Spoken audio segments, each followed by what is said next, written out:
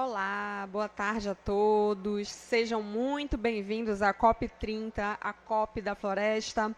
Damos início ao painel Ganhos da Universalização do Saneamento na Amazônia Legal, Saúde Pública e Proteção Ambiental. Hoje teremos aqui conosco, para colaborar com o debate, a senhora Luana Preto, presidente do Instituto Trata Brasil, e o senhor André Facó, diretor-presidente da Águas do Pará. Mas antes de começar o nosso bate-papo, convidamos a todos para assistirem 2 breves vídeos sobre o impacto positivo do saneamento no cuidado com pessoas e também no desenvolvimento sustentável das cidades. Vamos primeiro conhecer a jornada de universalização do saneamento em Barcarena, aqui no Pará. Por favor, pode soltar o primeiro vídeo. A gente tirava a água, trazia no carrinho de mão, já chegava com o balde, já estava lá pela metade. Até que um dia fizeram um poço. Eu tinha muita dor no estômago.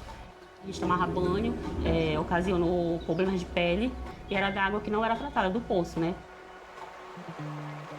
Em 2020, o governo regula o novo marco do saneamento, 99% de cobertura com água tratada e 90% de coleta e tratamento de esgoto. O saneamento básico, na verdade, ele é direito humano, ele é saúde, né? Ele é qualidade de vida.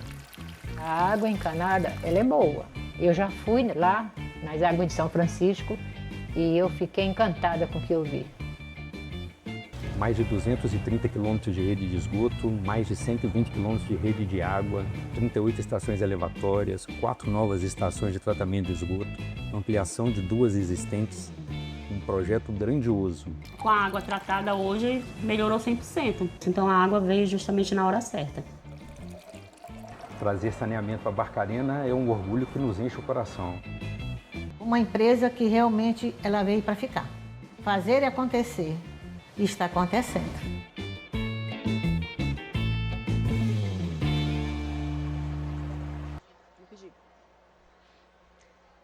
Esse foi o nosso exemplo de universalização do saneamento em Barcarena, aqui mesmo no Pará. E agora também a gente vai ver um vídeo, né, sobre a transformação pelo saneamento que já começou na comunidade sobre palafitas da Vila da Barca, aqui mesmo em Belém. Por favor, pode soltar o próximo vídeo. No coração de Belém, a comunidade centenária da Vila da Barca guarda histórias, tradições e vive um novo momento de acesso à água tratada e esgotamento sanitário. Hoje, mais de 5.000 moradores, que vivem em uma das maiores comunidades sobre palafitas da América Latina, já sentem os primeiros benefícios do saneamento, que contribui para mais saúde, qualidade de vida e preservação ambiental. Ia pegar lá no distante, carregando no balde e trazia para casa, ou quando às vezes também faltava no cano que a gente pegava.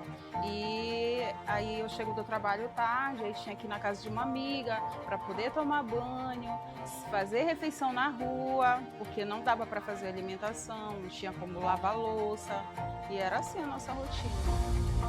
Com a chegada da Águas do Pará, uma empresa Egea, uma importante transformação social e ambiental passa a ser realidade. Em apenas 3 meses, a comunidade recebeu mais de 2 quilômetros de redes de água elevadas adaptadas às condições de alagamento da área. E agora, estão sendo implantados quase 2 quilômetros de redes de esgoto. Adeus cano velho, feliz cano novo, né? Então, estou muito feliz por isso. A chegada dessa estrutura completa de saneamento é um marco significativo para a comunidade. Afinal, são vidas transformadas e meio ambiente preservado por meio de água e esgoto tratados. Cada casa conta com hidrômetro individual e será inserida no programa Tarifa Social, que garante 50% de desconto nas contas de água e esgoto, o que, para além de economia, significa inclusão. O Pará recebe o maior investimento em saneamento da história da Amazônia Legal. O mundo está olhando para o futuro e o futuro nasce do saneamento. A Egea.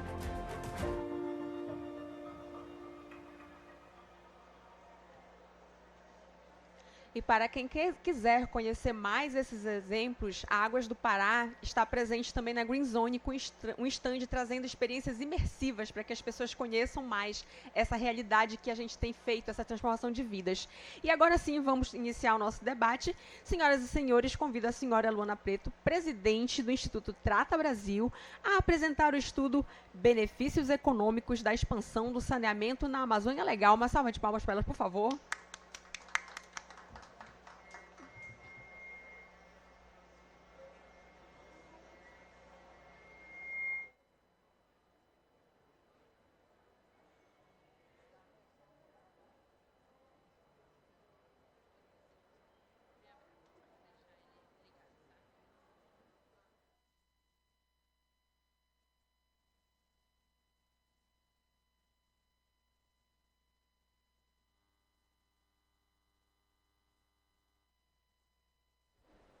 Olá, olá, olá, olá.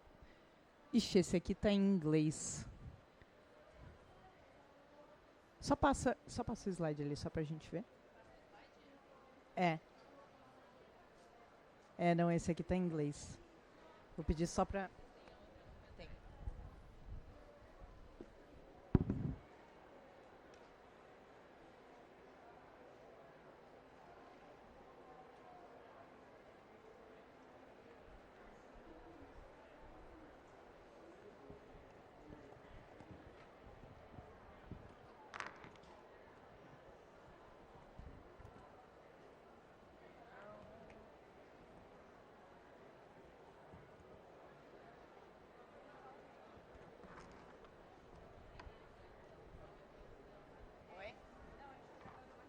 Tá, se tu quiser eu toco com ele em inglês, só eu acho que é melhor pro pessoal que seja em português.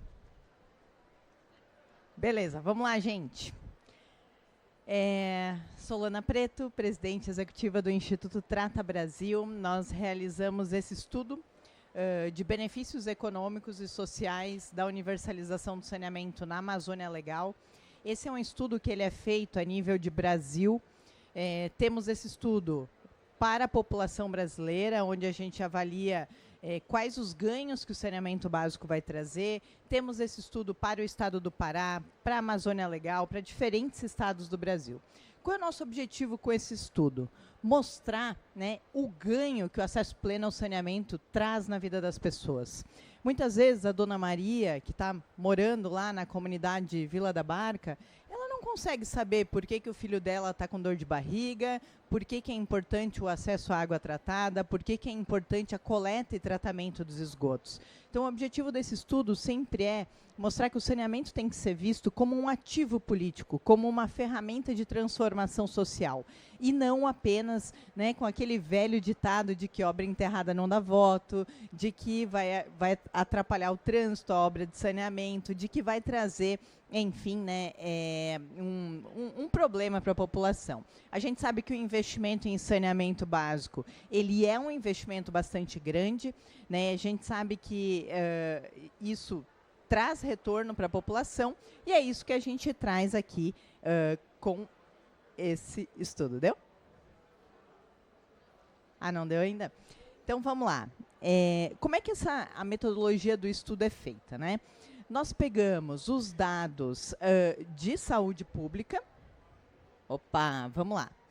Então, vamos começar aqui no início da nossa apresentação. Então, quando a gente fala de acesso pleno ao saneamento, às vezes a gente só olha lá para o ODS 6, água e saneamento. E a gente tem que pensar que o saneamento básico, ele tem um impacto nos 17 ODS. Por quê? A partir do momento que o saneamento chega, a gente está falando de redução de custos com saúde, de crianças mais felizes se desenvolvendo, de melhor educação, de melhor produtividade, de melhor cuidado com os oceanos. Então, todos esses ODS estão relacionados ao acesso pleno ao saneamento.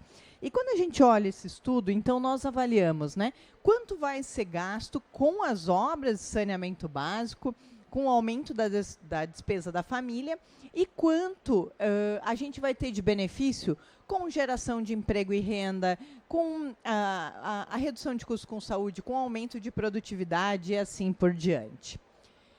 A gente olha para o passado, a gente vê para a Amazônia Legal, né? Então, quanto a gente já ganhou de 2000 a 2023 e a gente projeta o futuro. Se a gente já ganhou com esse avanço que houve no passado, quanto que a gente vai ganhar com a universalização até o ano de 2040. E aí, quando a gente fala de Amazônia Legal, essa é a região que a gente está vendo aqui nesse mapa, que foi a região avaliada de uma maneira geral, né? Então, é uma região cuja densidade habitacional é bastante pequena.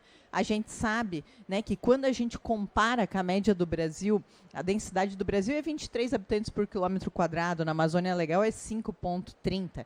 Então, a gente vê que as soluções, muitas vezes, que vão ser aplicadas na Amazônia Legal, elas são diferentes das soluções em grandes centros urbanos. Então, a gente vê aqui um pouquinho, né, da densidade demográfica, da concentração, né, da população mais na região ali a norte, da norte, mais, né, para a direita ali da Amazônia Legal. E a gente vê também o PIB, né, que quando a gente compara com o PIB do Brasil, ele está abaixo da média brasileira. Então, né, o PIB per capita do Brasil é R$42 mil, da Amazônia Legal é R$32 mil. Avaliamos a concentração desse PIB, que a gente vê que está bastante concentrada ali na região centro-oeste, e avaliamos o quanto que a gente evoluiu entre 2020 e 2022, né? O avanço, ele não foi muito grande, mas a gente vai ver que mesmo esse avanço de 13% na coleta e tratamento de esgoto e de 18,4% no acesso à água, já trouxe um benefício enorme para a população. E aí a gente consegue projetar, então, o futuro, né, com essa análise. Então, aqui é um pouco, né, dos dados dessa região da Amazônia Legal. A gente vê que tem um desafio grande aí na evolução até 2040 para atender os objetivos do marco legal. E a gente avalia o impacto, então, em saúde, educação, produtividade, turismo e valorização ambiental. Hoje nós lançamos por dia na Amazônia Legal mais de 700 piscinas olímpicas de esgoto bruto. E quando a gente alcançar essa universalização, a gente deixa de lançar esse esgoto bruto e passa, então, a ter uma melhor preservação ambiental também nessa região. Durante esse período dessa evolução do esgotamento sanitário, a gente já vê, né, um aumento de renda, geração de emprego, tanto na expansão quanto na operação desse sistema de saneamento. E então a gente calcula, né, o quanto houve de ganho nesse período. A gente vê que, quando a gente olha os afastamentos por doenças de veiculação hídrica, a Amazônia Legal está muito próxima ao Brasil, mas quando a gente olha os acamamentos, ele é um pouquinho acima, né? Então, quando a gente olha que temos 101 acamamentos para cada 1.000 habitantes, a gente vê, então, que está um pouco acima da média do Brasil, né, de uma maneira geral. Mas quando a gente olha as internações, a gente vê que é o grande problema, né? Então, na Amazônia Legal, a gente tem um número maior de internações por doenças de veiculação hídrica do que no Brasil. E o ganho que a gente vai ter com a universalização vai ser muito maior por conta disso. Porque todas essas pessoas, elas deixam de ser internadas e elas passam, então, a ter uma saúde mais plena e a ter uma maior produtividade, educação, escolaridade média de uma maneira geral. Quando a gente olha a remuneração média, né, com e sem acesso ao saneamento, a gente vê que tem uma diferença grande, porque o seu José, se ele é um profissional liberal e ele tem dor de barriga, ele não vai trabalhar, né? Então, tudo isso acaba contribuindo para o desenvolvimento ou não da região de uma maneira geral. E a escolaridade média da mesma maneira. A gente tem uma diferença de 1,8 anos entre regiões que tiveram ou não acesso ao saneamento na Amazônia Legal. Nota no Enem, da mesma maneira, a gente tem uma diferença bastante grande, né, entre quem teve ou não acesso ao saneamento. E valor médio do aluguel, a gente tem uma diferença também, porque a água 24 horas por dia na casa torna aquele imóvel mais rentável, né, do que um imóvel que não tem acesso ao saneamento. Bom, então, o que a gente teve de ganho entre 2005 e 2023 com essa evolução de 13% na coleta de esgoto e de 18% no acesso à água? A gente teve um ganho de 90 bilhões de reais. O que é esse ganho que a gente teve? 6,3 bilhões de reais em redução de custos com saúde, 39 bilhões de reais em ganho com produtividade, 5 bilhões de reais em ganho com valorização imobiliária, ganho com turismo, né? Então, apesar dessa evolução não ter sido tão significativa, a gente já consegue ver um ganho, né, que, do ponto de vista líquido, foi de 90 bilhões de reais. E aí que a gente projeta o futuro e que a gente consegue ver o quanto a Amazônia Legal vai ganhar com a universalização plena do saneamento. Esse ganho, né, para essa região aqui é de 330 bilhões de reais. Isso significa que a cada R$1 investido em saneamento básico na Amazônia Legal, a gente tem um retorno de R$ 5,10. Né? Então, é um investimento ESG na veia, porque a gente está falando de conservação da natureza, a gente está falando de melhoria da vida das pessoas, de, enfim, né, mudança de perspectiva futura. A gente está falando de 2,7 bilhões de reais de redução de custos com saúde, 192 bilhões de reais em ganho com produtividade, melhor valorização imobiliária e ganho com turismo de mais de 20 bilhões de reais. Né? Então, esse é o grande número que mostra o quão importante é para o desenvolvimento da população o investimento em saneamento básico. Claro que a gente tem um legado disso também, esse ganho ele se perpetua ao longo do tempo, a criança que passou a ter acesso ao saneamento, ela vai ter um futuro mais promissor de uma maneira geral. E quando a gente olha os diferentes estados, a gente vê aqui que Rondônia, por exemplo, tem um ganho de R$ 1.049 por habitante por ano com acesso pleno ao saneamento. Isso aqui, muitas vezes, é um 13º na vida da pessoa.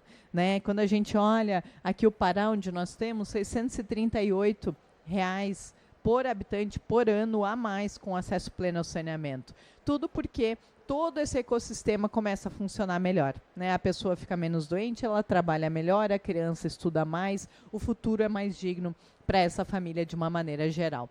E aí, gente, o saneamento, né, ele traz a possibilidade de mudança de vida de uma geração, e o acesso pleno, ele pode sim transformar a Amazônia Legal, né, em uma região que, além de, do ponto de vista ambiental, é uma região tão rica, mas também possa ser uma região rica em desenvolvimento econômico e social da população vinda com acesso pleno ao saneamento. Hoje, o perfil de quem não tem acesso ao saneamento são pessoas jovens, são pessoas pretas, pardas, indígenas, pessoas que, na soma da renda da família, não ultrapassa R$ 2.400, são pessoas com o ensino fundamental incompleto. Então, é para essas pessoas, né, que o saneamento vai fazer, sim, diferença no futuro. E é essa imagem que a gente quer ver.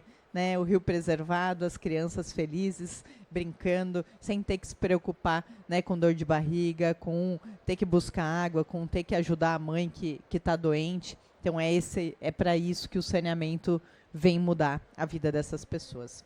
É isso, gente. Tentei dar um panorama geral aqui e vamos seguir para a nossa conversa.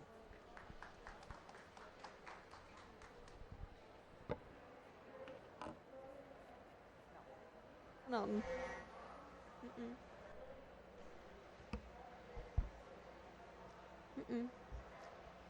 Tá me ouvindo? Agora. Obrigada, Luana. Eu peço que você continue aqui com a gente, porque agora a gente vai começar, de fato, um bate-papo. Obrigada pelos dados relevantes, e a gente chama aí para compor essa conversa o diretor-presidente da Águas do Pará, o senhor André Facó. Por favor, Facó, também suas considerações, e eu coloco na mão da Luana e de vocês para darem continuidade a esse debate. Bom, boa tarde. Boa tarde. Luana, eu acho que isso aqui é um pouco do papel da gente que atua no setor de saneamento tem diariamente. É a gente tornar o invisível visível, que o saneamento ele ainda é invisível. Infelizmente, a gente não percebe, enquanto população, o que ter saneamento agrega para a nossa vida. Se a gente pensa enquanto política pública, a gente dizer que a cada R$1 investido a gente vai ter mais do que R$5 de ganhos sociais, de ganhos para as futuras gerações, eu acredito que talvez fosse o grande requisito para que essa política fosse priorizada não simplesmente para os agentes públicos, mas para a gente enquanto sociedade. Né? Então, acho que o nosso papel enquanto prestador de serviços de saneamento, enquanto agente que de alguma forma atua na área de saneamento, é trazer para a superfície essa pauta que ainda é invisível. Eu sempre falo, a gente hoje tem mais celular do que gente. E celular, ou a comunicação por celular, ele é uma concessão pública, é uma prestação de serviço público. Como é que a gente consegue, dessa maneira, fazer com que o saneamento também seja desejado pela população, de tal modo que a gente tenha, quem sabe, aí daqui a pouco tempo, no espaço muito curto, todo mundo com acesso a esse serviço. E a gente aqui da Águas do Pará tem um baita do desafio. Você trouxe um recorte do Brasil, da região amazônica, mas esse cenário que você trouxe da falta de saneamento é muito parecido com o que a gente enfrenta na região sul, do que a gente enfrenta na região sudeste. A gente ainda tem áreas do Rio de Janeiro que também enfrentam situações muito parecidas com o que a gente vê na região amazônica. A gente tem essa situação no Nordeste, a gente tem essa situação no Sul, mas ter esse olhar de longo prazo, ter essa urgência de resolver esse problema, de certa forma, é o que vai transformar a vida das pessoas e vai transformar a gente enquanto nação. Aqui, especificamente no Pará, o nosso desafio está muito bem desenhado. A gente tem algo em torno ainda de 2 milhões de paraenses que não têm um sistema de abastecimento de água pública, que não tem água na sua torneira. A gente tem mais de 5 milhões de paraenses que ainda jogam seus esgotos de maneira inadequada no meio ambiente e que retornam para si, retornam para as futuras gerações. E a gente tem que, num espaço de tempo muito curto, resolver isso. Para resolver isso, o governo endereçou um projeto de Estado, um projeto se pensando em 40 anos, que é uma concessão de 40 anos, mas com uma meta de 8 anos para se resolver a problemática da água, em que você vai ter, para cada 100 casas, 99 vão ter que ter, nos próximos 8 anos, vão ter que ter esse sistema público disponibilizado. É abrir a tua torneira e ter água em quantidade e em qualidade adequada. Água potável, água que pode ser bebida. Em relação ao esgoto, o desafio é um pouco maior. Mas você tem uma jornada de 14 anos para que você tenha, para cada 100 casas, você tenha 90 com um sistema público de esgoto. Esse esgoto ele vai ser coletado, tratado, retirado as impurezas, somente depois vai ser disposto de maneira segura no meio ambiente. Essa é essa jornada que Águas do Pará tem. E um pouco do que essa jornada coloca como desafio não vem simplesmente porque se precisa de muito dinheiro para fazer isso. São quase 19 bilhões de reais que precisam ser investidos para que você consiga implantar essa infraestrutura. Mas eu acho que o grande desafio é exatamente você levar saneamento para quem mais precisa, que são aquelas pessoas que têm a vulnerabilidade social batendo na sua porta. Porque para essas pessoas é que o saneamento vai trazer de forma muito impactante essa transformação. A gente mostrou um pouco aqui da Vila da Barca. Como é que você vai colocar água, como é que você vai colocar essa infraestrutura de esgoto numa população que culturalmente tem o hábito de exatamente ter a sua habitação feita sob as águas.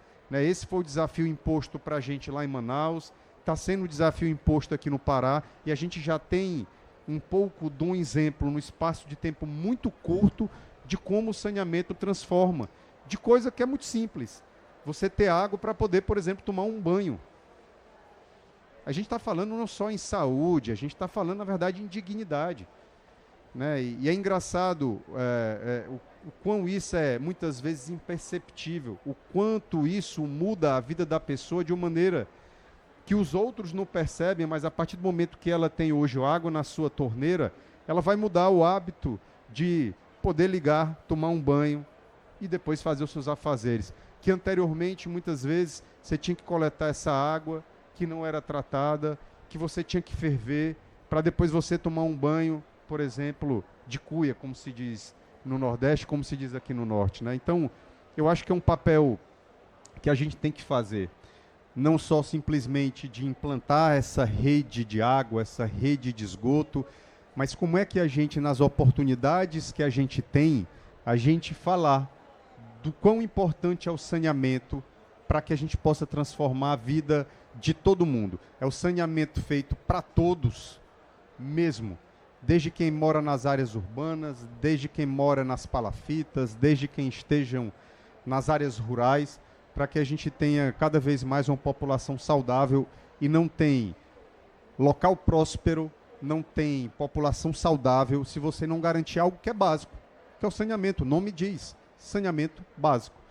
Acho que isso é um pouco do desafio da gente nessa jornada extremamente curta de mudar a vida das pessoas por meio de algo que, para a grande maioria, parece ser simples, mas é ter água de qualidade na porta da sua casa, é ter esse esgoto coletado de forma segura antes de jogar isso para o meio ambiente.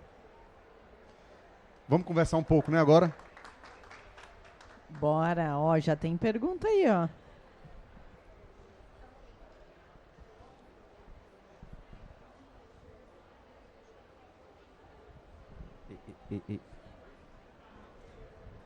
Exatamente. Nós achamos também. Obrigado. Conta com a gente. Rodrigo, eu sou procurador do Estado do Acre, advogado do Estado do Acre. Só uma pergunta, primeiro, do estudo, se me permite. Claro, por favor. Do estudo, se vocês têm isso segmentado por Estado, por exemplo. Todas aquelas planilhas. A gente tem pro Acre. Tem. Então depois vamos ter... Vamos conversar. É público essa Sim, todos estão no nosso site. Onde é que encontra, Luana? Pode falar. Tratabrasil.org.br. O do Acre eu vou atualizar início do ano que vem. Tá bom, mas tem alguma coisa tem. lá. Tá. Outra coisa é o seguinte. O estado do Acre tem só 22 municípios. 21 não é economicamente viável fazer concessão. Onde é que tem dinheiro para fazer saneamento básico em lugar que não é viável economicamente? Vamos lá, tem que juntar o grande e o pequeno. Juntando, pois é, mas aí... Mesmo juntando, não é... Na média, não é viável. Mas aí, assim, o que a gente tem visto, depois o André me complementa. Como é que é teu nome? Rodrigo. Legal, Rodrigo, prazer. O que a gente tem visto, Rodrigo, é assim, união de municípios grandes e pequenos para poder viabilizar, né, um modelo que vai ser diferente em cada estado. O Acre tem uma realidade, o Pará tem outra, a Rondônia tem outra, né? E quando não há viabilidade, há também a necessidade de subsídio, né? Então, o governo pode entrar com um subsídio de parte dessa universalização para viabilização desse contrato como um todo. O BNDES tem feito muitos estudos nesse sentido e estruturado de maneira que... Não, mas de maneira que em alguns locais o governo acaba tendo que entrar, né? Não, ele vai vindo privado, junto com talvez algum subsídio, seja do governo federal ou do governo estadual. Mas, André, complementa. Fica à eu acho vontade. que a gente não tem bala de prata no Brasil. Uma única solução que vai resolver cada problema em regiões diferentes. Cada local precisa ter uma solução muito própria. No saneamento, como no serviço público em geral, você usa o subsídio cruzado. Normalmente uma indústria subsidia o residencial, normalmente alguém que tem uma condição numa residência de pagar uma tarifa maior vai subsidiar a tarifa social. Isso é um ponto. Vamos encontrando um caminho aqui juntos aqui. Isso é um ponto. O subsídio cruzado ele vai ter que existir. A outra coisa é que você vai fazer a universalização do saneamento a partir de metas que são estabelecidas, que para determinadas regiões essas metas podem ser flexibilizadas, porque de alguma forma, naquele momento, você tem que pensar isso como uma jornada e como uma corrida de bastão. Qual é o primeiro desafio que eu tenho que fazer? O primeiro desafio talvez seja eu fornecer água para uma população que não tem água. E para isso, talvez eu não vá usar nesse primeiro momento aquela tecnologia que é classe mundial. Eu vou usar uma tecnologia que seja mais simplificada, mas que nesse primeiro momento ele vai resolver um problema que é básico: fornecer água para a população de qualidade. E para isso, muitas vezes, você vai ter que flexibilizar determinadas normas técnicas para que aquele investimento ele atenda aquela necessidade da população, mas que ele caiba no bolso. Vou dar um exemplo aqui. Vila da Barca. Você acabou de ver. Vila da Barca é uma palafita. Eu sou engenheiro, eu aprendi que saneamento ou fazer água ou fazer esgoto tem que fazer enterrado. Como é que você faz obra enterrada em palafita? A gente foi buscar uma tecnologia que coubesse no bolso do projeto de concessão e atendesse aquele que estava na franja das cidades. que estavam em áreas que teoricamente não eram regulares do ponto de vista urbanístico, e você encontrou uma solução que o coubesse ali. E eu acho que esse é o grande desafio. Como é que você consegue levar água para a população com uma tecnologia que seja um pouco mais simplificada, com um prazo que seja um pouco mais alongado do que foi estabelecido no marco legal, mas que tudo isso aqui se ponha de pé. Se ponha de pé, desde que sejam de receitas oriundas das pessoas, desde que sejam subsídios praticados pelo governo estadual, subsídio praticado pelo governo federal. Vou te dar um exemplo aqui. Vamos construindo. A gente está vendo aqui que R$1 investido em saneamento, você tem economias em outras políticas públicas, como, por exemplo, de saúde. O que é que eu posso utilizar de fundos de saúde que são exatamente utilizados para, por exemplo, a nível federal? Você tem vários fundos públicos, muitas vezes, que são direcionados para políticas públicas, que o saneamento ele é uma ação preventiva para que eu evite gastar isso aqui. Então é um modelo inovador que tem que ser pensado, porque o saneamento talvez seja dessas infraestruturas aquelas que eu tenho maior transversalidade de benefícios socioeconômicos. Quais são os fundos públicos de outras políticas que não necessariamente são vinculadas à infraestrutura? Quais são aqueles fundos públicos em relação ao meio ambiente? Porque se eu investir em saneamento, eu reduzo, por exemplo, os impactos ambientais. Se eu investir em saneamento, eu reduzo os custos que são ocasionados para, por exemplo, internações. Quais são investimentos que são direcionados para a educação e hoje se sabe, se tiver saneamento, o atraso escolar é reduzido. Quais são aqueles fundos que são direcionados para melhorar a economia, por exemplo, por conta da indústria, e quando você investe em saneamento, você aumenta a produtividade do trabalhador. Então a gente tem que pensar de uma maneira inovadora nesse aspecto. Minha sugestão, eu acho que o BNDES não é a casa nesse momento para emprestar dinheiro, é a casa para estudar o melhor modelo que caiba talvez lá no Acre, provocando para que a gente não vá para um caminho que a gente já tem uma resposta. Eu não tenho um grande subsidiando pelo pequeno. Mas como é que a gente pode encontrar outras formas de subsidiar exatamente para você garantir que isso seja acontecido? Vou trazer aqui um exemplo que não necessariamente tem vinculação, mas é um serviço público e que foi pensado de maneira diferente em outros locais para que pudesse ser viabilizado. Metrô. Aí você vai falar, poxa, André, o que é que tem a ver com metrô? Mas metrô ele não é viável do ponto de vista financeiro só com receita de bilhetagem. Não tem nenhum metrô no mundo que só com pagamento de bilhete ele seja viável para construir, para operar e para manter funcionando de maneira adequada. Existem 2 locais no mundo que encontraram uma alternativa, Singapura e Hong Kong. Porque, na verdade, quem subsidia o metrô não é a bilhetagem, é o local onde é expandido aquele metrô, você tem terrenos que são valorizados e que depois eles vão ser arrendados ou vão ser vendidos, e essa receita decorrente disso é que vai pagar. Será que a gente não tem condições de encontrar em outros locais outras receitas de outras políticas públicas que possam ser direcionadas para garantir o saneamento, já que o saneamento ele é tão importante para que essa vida da população seja garantida de maneira adequada? Né? Então, eu acho que aqui a gente não vai encontrar, volta a falar, a gente não tem bala de prata. Né? A gente tem que buscar soluções que sejam inovadoras para uma condição muito específica lá no Acre.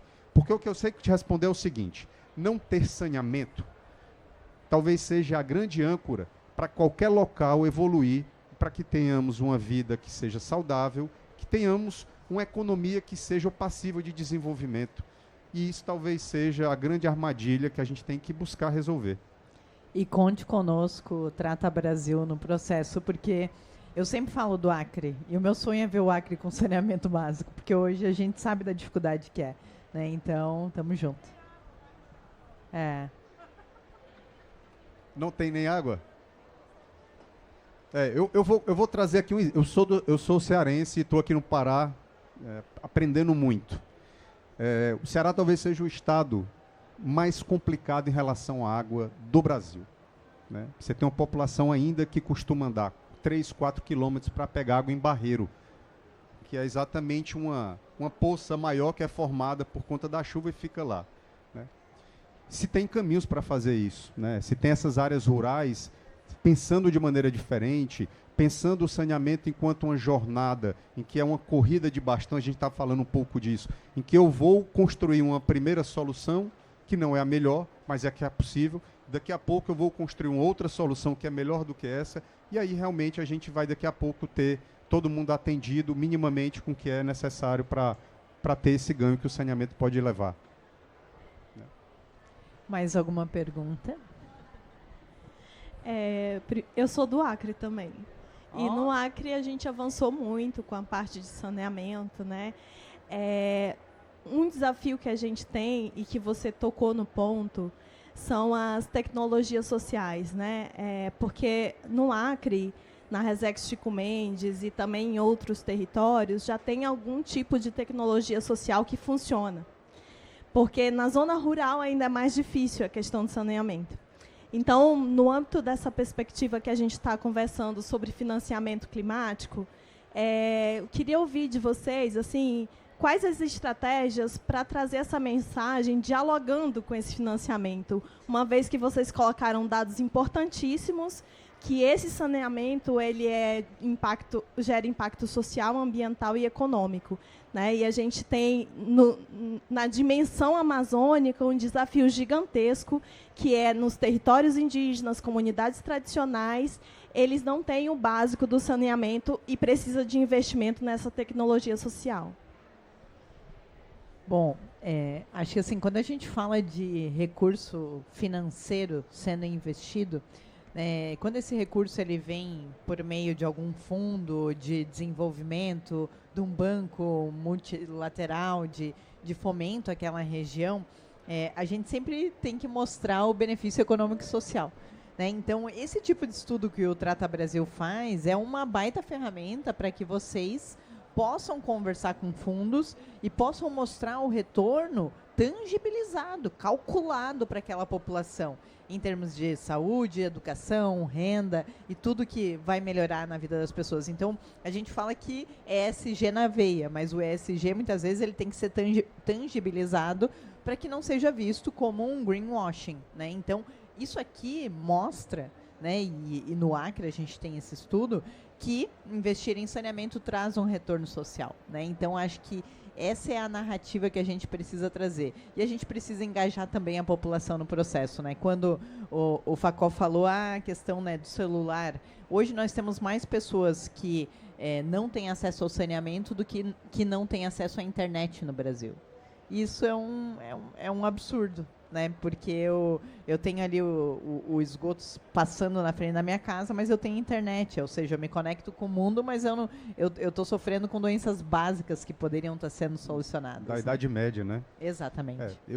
Eu acho que hoje nós temos, só para complementar, eu acho que nós temos hoje, e o Trata faz esse papel muito importante, de trazer as evidências do que é que o saneamento transforma, né?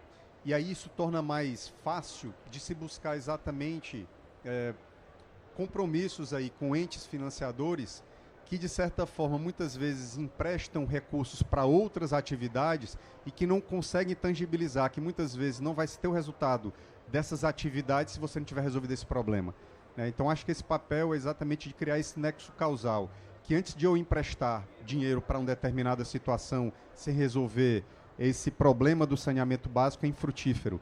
Se a gente pensa que não dá para desvincular proteção ambiental hoje da gente não garantir para as pessoas uma forma de subsistir de maneira adequada, né? E o saneamento talvez seja um dos... Quer dizer, é a principal infraestrutura para garantir isso aí, né? Mais alguém? Temos 45 segundos. Bom, queria agradecer a oportunidade de estar aqui, né, na Amazônia, falando sobre esses benefícios, parabenizar também o André pelo trabalho que tem sido feito, falar que o Trata Brasil está à disposição. Nosso objetivo é ver o saneamento avançar, é ver a Dona Maria com saúde, com qualidade de vida, as crianças se desenvolvendo, e a gente efetivamente acredita que isso só vai acontecer com acesso pleno ao saneamento. Quer dizer, a gente falar de proteção ambiental, de desenvolvimento social, isso só vai acontecer com acesso pleno ao saneamento. Pessoal, não existe país que seja próspero, não existe sociedade que seja saudável, não existe e não vai existir local que a gente quer morar e quer que os nossos filhos, netos, morem se não tiver resolvido essa questão de saneamento. Toda vida eu tenho essa oportunidade de falar, me diga um país, me diga um local que tem tudo isso que eu estou falando e que não tem um saneamento básico adequado. Até hoje ninguém me deu exemplo. E eu vou continuar nessa jornada. Mas eu digo isso, cuidar do saneamento é cuidar das pessoas e é cuidar da sustentabilidade que a gente tanto fala.